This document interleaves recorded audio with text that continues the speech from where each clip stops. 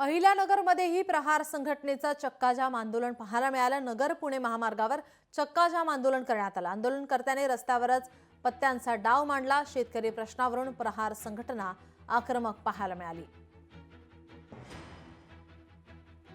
खरं तर शेतकरी हा कर्जाशी ओरपडलेला आहे।